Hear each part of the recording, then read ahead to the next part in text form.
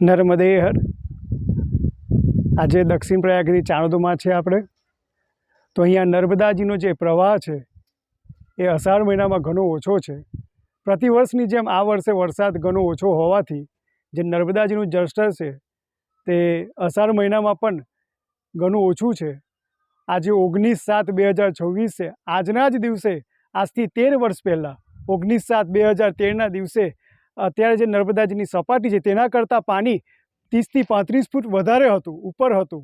તો નર્મદાજીનું જે મહત્ત્વ છે, નર્મદાજીની જે શોભા છે એ તેમના પાણીથી છે. તો પાણીનો જે પ્રવાહ છે એ વધતો રહે, તો જેથી નર્મદાજીના કિનારે આવતા શ્રદ્ધાળુઓ, યાત્રાળુઓ તેમજ નાવિક શ્રમજીવી મંડળની જે લાગણી છે તે ન ડૂબાય.